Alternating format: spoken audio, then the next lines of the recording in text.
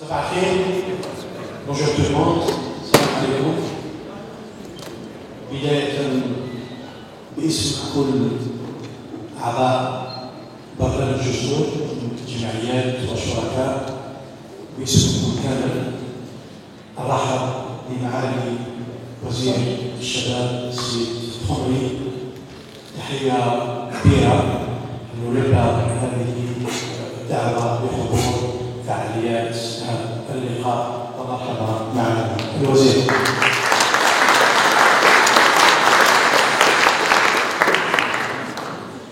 فنبدأ هذا الحفل الخاص بافتتاح هذا اليوم بالنشيد الوطني.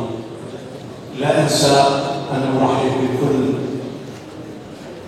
ضيوفنا ليلتحقوا بنا من بلدان مجاورة من تونس وموريتانيا والمغرب وغيني والكونغو اللي عندهم يعني برامج مماثلة في التعاون والشراكة. شكرا. معالي الوزير، طبعا هي فرصة ومناسبة كبيرة أنه لبيتوا هذه الدعوة اللي راح تكون قيمة مضافة لمجهوداتنا منذ 2007 منذ تأسيس هذا البرنامج ليعطي بعض الحلول كمساهمة من جمعيات المجتمع المدني الجزائري والفرنسي في تقوية قدرات الجمعيات يا إما الفردية يا إما الجماعية حتى تمكن الجمعيات من المساهمة في المشاركة في التكفل بقضايا الشباب والطفولة. البرنامج عرف عدة محطات منذ 2007، اليوم نعيش 7 سنوات من المسيرة ونطمح أنه يستمر إلى غاية بعد 2015. يشتغل في أكثر من 22 ولاية وينمي الشراكة الميدانية خاصة مع مدراء الشباب والرياضة على مستوى الولايات. في نفس الوقت يعمل على تدعيم الشراكة مع البلديات ويعمل على تدعيم هذه الشراكة كذلك مع المنتخبين على مستوى هذه الولايات.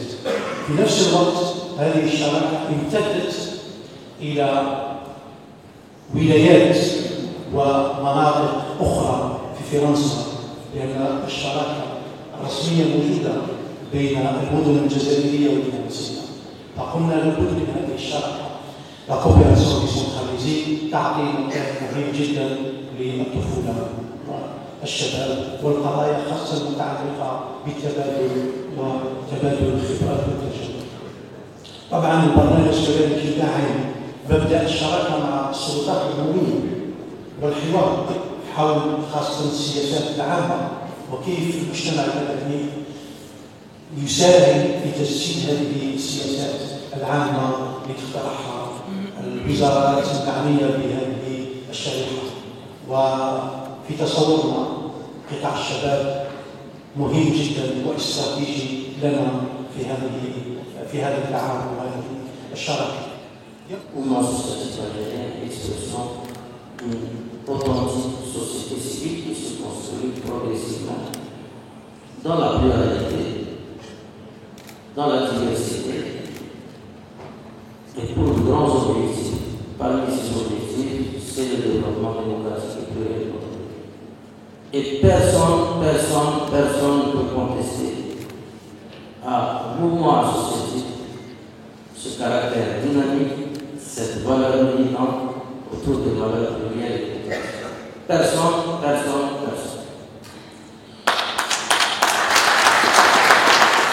La classe politique a été unanime autour de ce consensus que les gens ont créé.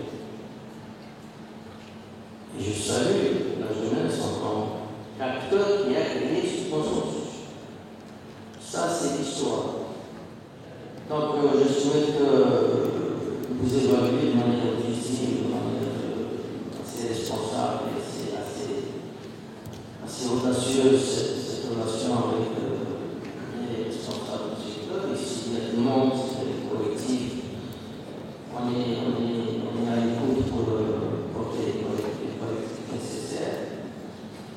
Je souhaiterais aussi que vous suiviez les actions que nous pouvons mener ensemble. Il y a une direction qui me tient à cœur, c'est les échanges entre jeunesse. Nous sommes un pays qui est classé deuxième au monde en ce qui concerne le potentiel des hôtels de la jeunesse, après la France. Nous avons une très grande expérience côté français de ce tourisme de jeunesse. Si nous pouvons faire des choses ensemble, n'hésitez pas à faire des propositions. Donc, je pense que c'est très, très important de développer cet axe-là. Et je suis donc à l'écoute et disponible pour développer avec vous toutes les propositions que vous pouvez nous soumettre. L'Assemblée plénière est quand même un grand moment dans la vie du programme Tous. C'est un moment très important où nous avons le plaisir de nous rencontrer. Certains parmi nous y sont depuis plusieurs années. D'autres viennent d'adhérer. Je leur souhaite la bienvenue à l'Assemblée plénière. Donc, je pense qu'ils vont découvrir énormément de choses. Ça va être très intéressant, très enrichissant, aussi bien pour eux que pour nous, de connaître aussi de nouvelles associations, de nouvelles réalités. Et ça, je pense que c'est très intéressant. Donc, les objectifs de l'Assemblée plénière, c'est un peu de faire le point. Faire le point sur le travail que nous avons effectué tous ensemble, et chacun aussi individuellement, depuis la dernière Assemblée plénière, c'est-à-dire décembre 2012, je crois, et de voir les points forts, les points faibles, de faire des analyses, de s'écouter, de mieux se connaître à travers nos projets sociaux réalités dont nous allons parler. Et ça, je trouve que c'est un moment très très fort. Il y aura des moments aussi plus précis, des thématiques plus précises, avec des illustrations, des témoignages. Et c'est ça, je pense, qui va donner de la vie à ce programme, à Je Saute, à travers les personnes, à travers les associations, à travers la réalité multiforme que recèle notre pays. Nous allons aussi écouter les expériences au-delà de la Méditerranée, qui seront sans doute des sources d'inspiration et des sources de nouveaux projets pour l'avenir. Et je pense qu'au-delà des aspects pratiques, techniques, de réalisation, ces échanges vont nous renforcer, vont faire de nous des personnes en changement. Nous aussi, nous avons besoin de changer. Nous avons besoin de changer, nous avons besoin aussi de nous mettre à niveau pour aller encore mieux vers l'avenir. Donc les objectifs, il y en a 4, dresser collectivement le bilan de l'année écoulée, informer des perspectives jusqu'à la fin de la phase, et aussi, ce qui est très important après cette phase, donc ça a été longuement présenté, notamment par Bielaju, M. Bielaju, sur l'après 2015, c'est un enjeu important de cette Assemblée plénière. Est-ce que nous allons être capables de sortir avec des propositions nouvelles, innovantes? Nous avons aussi écouté M. le ministre de la Jeunesse, qui, dans son discours, a présenté énormément de pistes, qui a tendu la main, et ça aussi, la société civile aujourd'hui, à mon avis, doit en être fière, que les pouvoirs publics arrivent progressivement à se rapprocher de la société civile, et que la société civile elle-même commence progressivement, mais sûrement, à comprendre que nous sommes condamnés à être partenaires. Parce que l'enjeu, c'est sans les changements, sur tous les plans économiques, culturels, etc.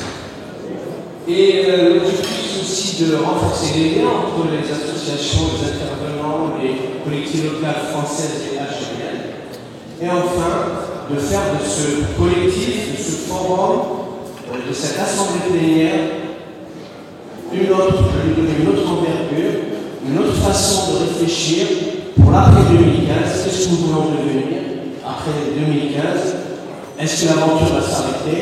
C'est possible, il ne faut pas l'écarter.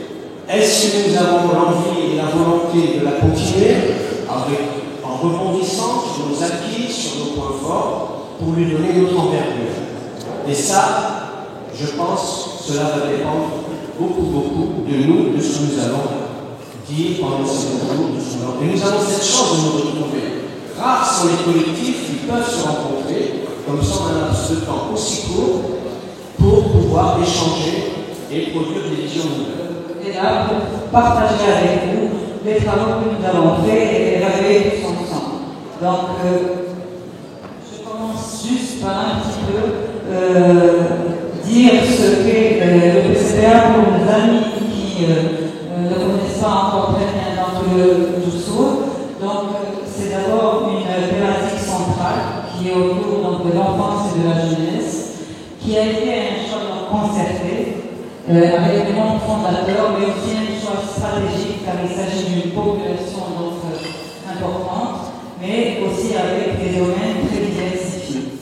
Mais au-delà de la gestion des connaissances, il s'agira aussi, par les témoins principalement, mais aussi par les intervenants du débat, donc d'évoquer la manière dont les bonnes pratiques et les savoirs sont diffusés.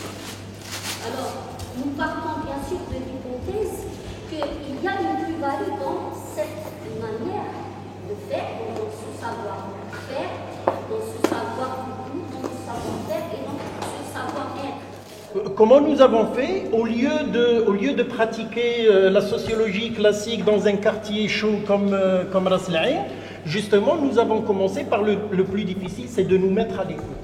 C'était ce qu'on appelle communément en jargon sociologique la technique de l'entretien. C'est écouter. Et écouter, donc c'est pas seulement méthodologique, c'est pas seulement technique, c'est d'abord une posture philosophique.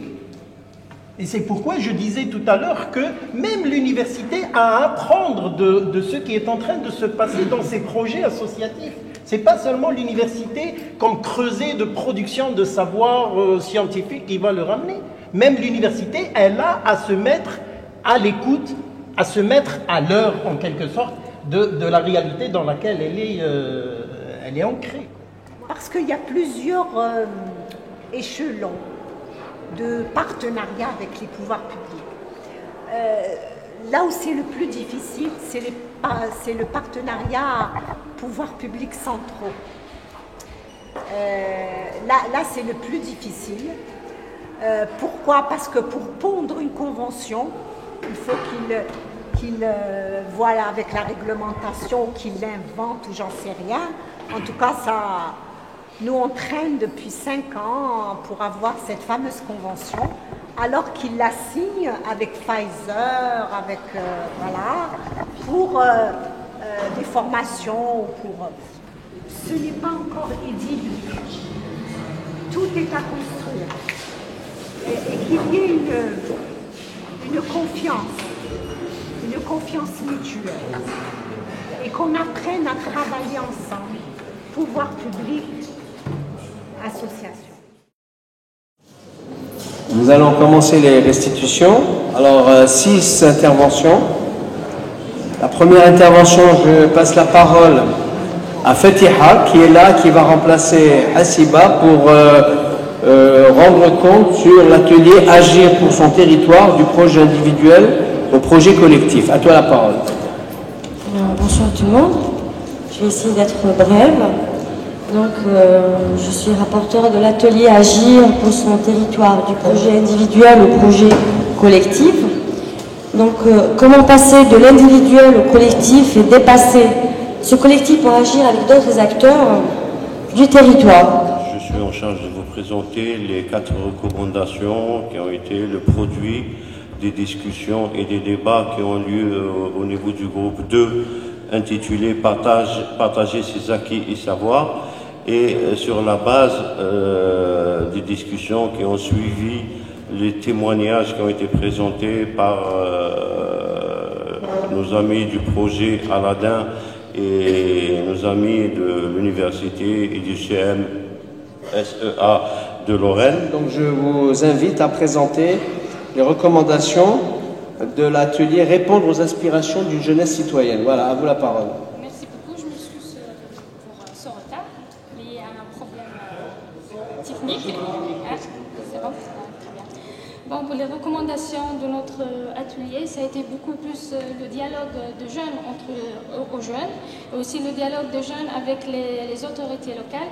Là, on voit qu'il y a vraiment un manque de communication et de confiance de jeunes impliqués dans le mouvement associatif et d'autres qui ne sont pas impliqués dans le mouvement associatif. Alors, pour l'atelier Construire une voie collective à l'échelon local, national et international, c'est Marie-Dominique Youssef qui va nous lire les recommandations. Merci. Donc alors, notre atelier a commencé par les témoignages de Madame Jamila Hamitou du Petit Lecteur et par le témoignage de Monsieur Skander sur réseau d'associations de lutte contre le sida, hein, si je ne me trompe pas. Donc, la première constatation, la première recommandation, c'est d'avoir envie de faire quelque chose ensemble, d'avoir une volonté commune qui s'appuie sur des valeurs communes pour mettre en place un projet commun. Pour l'atelier Avancer dans le dialogue et le partenariat avec les pouvoirs publics, je demande à Saraï Gutiérrez de présenter les recommandations. Bonsoir à tous et à toutes. Alors, nous, à travers les témoignages d'Atika El-Manari, de la Fédération algérienne des personnes handicapées, et du témoignage de Mohamed Kentachi, je le vois pas, voilà, de l'Association des personnes infirmes et des maladies cérébrales, on a essayé de réfléchir ensemble autour de plusieurs questionnements, notamment comment est-ce que concrètement se met en place cette collaboration entre pouvoirs publics et associations.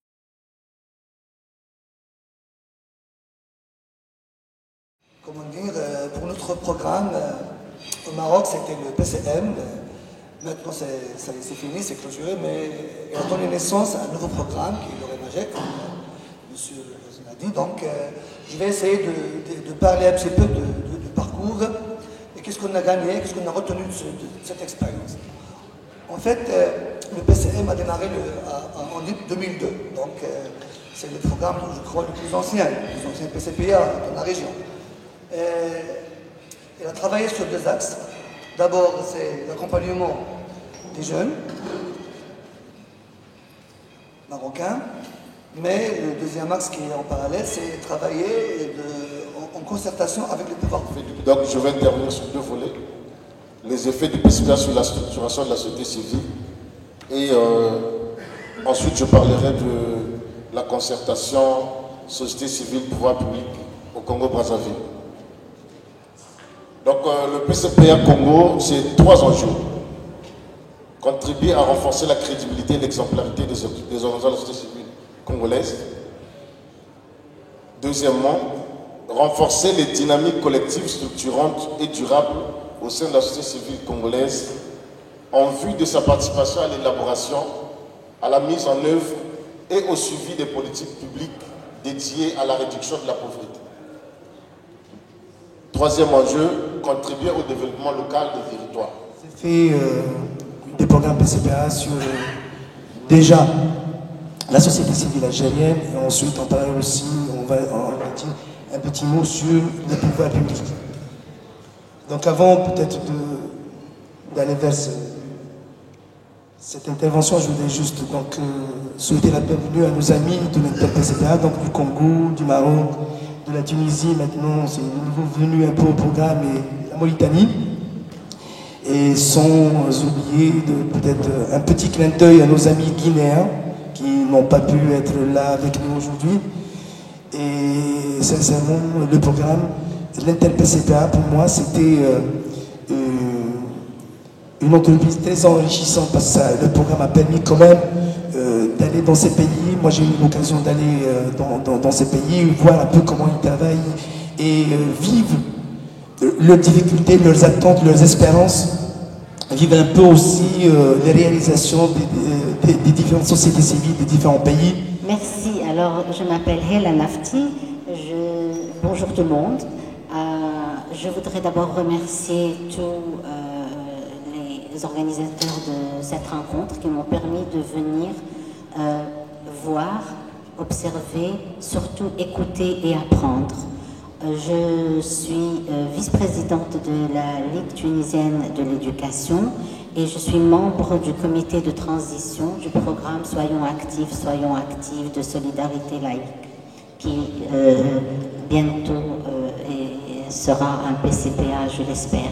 Donc je suis venue ici, je vous viens d'une Tunisie qui est en pleine mutation, une Tunisie qui va bientôt avoir des élections qui vont déterminer son destin.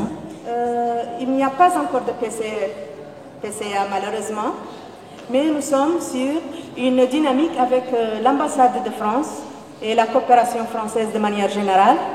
Et comme nous sommes une société civile très jeune en Mauritanie, nous essayons de nous structurer et surtout à partir des événements et de la situation géopolitique qui est la nôtre actuellement, avec bien sûr les printemps arabes de nos voisins, mais aussi la menace terroriste de l'intégrisme aussi, qui est à nos frontières. Nous essayons de nous structurer et d'économiser les efforts et les énergies. On est à terme du mandat du COPIL, du 4e COPIL, et c'est l'élection du 5e COPIL. Pourquoi je me représente aujourd'hui? La plupart de mes collègues sont partants à qui je rends hommage. Donc pour la continuité de ce comité de pilotage. Donc je me représente encore une deuxième fois. Aujourd'hui, je sens que j'ai encore de l'énergie, j'ai encore la passion qui m'anime. Je suis porteur par quelques valeurs de par mon histoire personnelle avec ce pays et puis avec ce programme. Je suis Bouknia Salah, donc de l'association Fidoukla, une association de jeunes, de la maison de jeunes de Bouhandes. On est depuis 1995. Je vous promets d'apporter des compétences, certes, mais aussi d'apporter des savoir-être qui, je pense, peuvent être essentiels à la continuité du programme. L'enjeu donc n'est pas la pérennité du programme, l'enjeu est le devenir de ce collectif pluriacteur auquel nous appartenons tous et donc les dynamiques qu'il a induit. C'est pour parachever cette mission donc qu'aujourd'hui je soumets ma candidature pour un deuxième et dernier mandat donc au comité de pilotage. Je me présente aujourd'hui au titre de l'IMF pour continuer avec vous cette aventure formidable de Djoussour. J'ai personnellement une expérience de ce cadre de coopération à travers l'aventure marocaine avec le PCM. L'association a pour objectif principal, c'est d'initier les jeunes à la citoyenneté par l'ouverture de dialogue entre élus et jeunes citoyens. Donc j'étais parrainé par l'association Ikram Annaba et par Omja de Bervilliers. Donc l'association, c'est-à-dire a travaillé beaucoup avec les associations qui sont membres du PCPA. Et je me mets à la disposition donc, du COPIL et des membres pour avancer ensemble, pour passer l'après 2015. Et moi, je dis concrètement, je veux aussi ma chance. Je veux aussi qu'on me donne la chance. Mais pour de bonnes raisons. Je veux pas qu'on me donne ma chance parce que je suis une femme ou parce que je suis jeune, mais je veux qu'on me donne la chance parce que j'ai des compétences. Aujourd'hui, mon rêve, c'est de contribuer avec vous tous à mettre en place une structure durable qui travaillera pour renforcer les liens d'amitié, de fraternité entre les deux rives, élargis aux organisations aussi des deux rives. Aujourd'hui, je souhaite continuer cette expérience et regagner ce train afin de réinjecter mes acquis. Je suis une des dernières à m'être présentée, à avoir posé ma candidature. Je l'ai posée à la date limite, parce que je me suis dit, on n'est pas seulement adhérent, on est militant. Enfin, j'ai fait des mandats de membre APC, donc j'ai aussi cette qualité d'élu, ou bien je sais comment dialoguer avec les acteurs locaux, avec les élus. À voter. À voter. À voter. À voter. On va passer au dépouillement. On va commencer.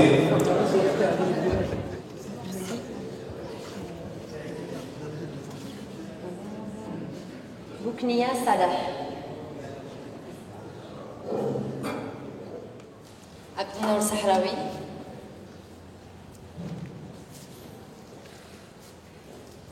Smaïli Houssine. Bouzouk Hassan, Shelal Sarah et Kandrich Mohamed. Amin Seguir, Skandar Soufi, Sarawi Abdelnour, Ismahan Khalifi, Shelal Sarah, Kandrich Mohamed et Bozroub Hassan. Donc, par ordre de côté algérien, donc, le premier, c'est Skandar Soufi avec 72.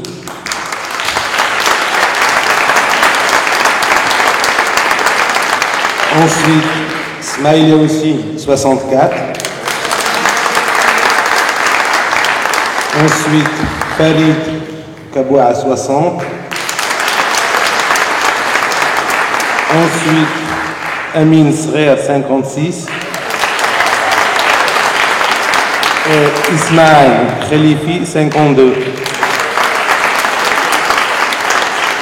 Ensuite, Boknia Salah, 46. Abdelmour Sahraoui, 27.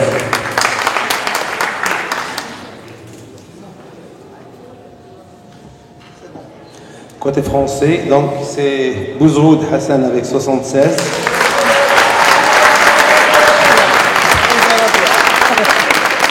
Ensuite, c'est Chilène Stara, 66. Muriel Lyon, 41. Ensuite, André 38. Hélène Montbéliard, 19.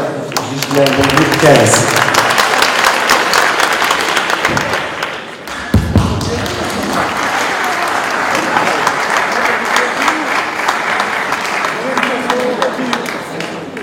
J'invite le président de CFSI et le président de l'AFD, le directeur de l'AFD, de me rejoindre. Le premier point, on doit résoudre une équation importante.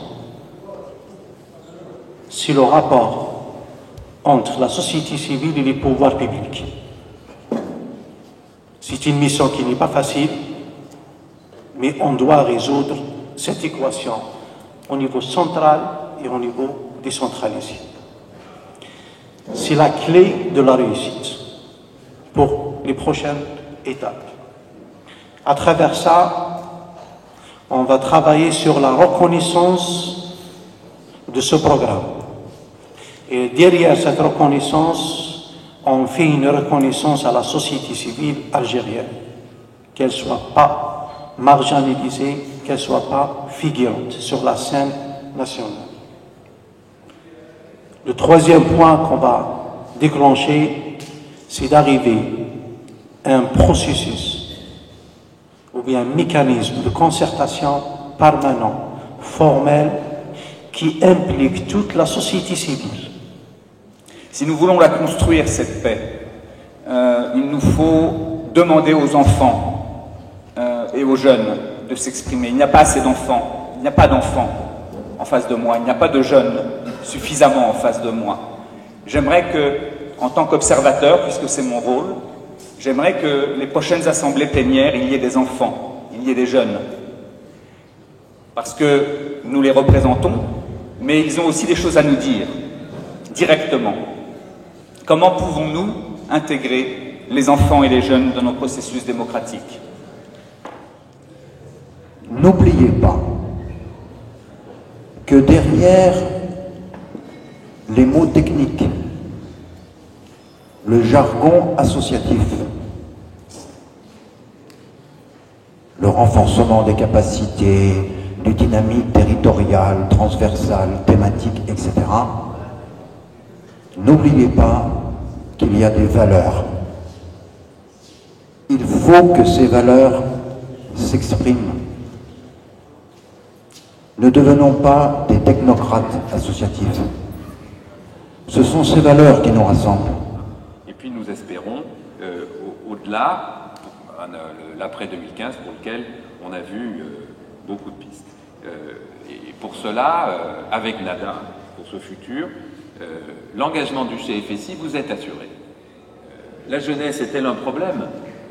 Peut-être, mais la jeunesse, c'est la solution.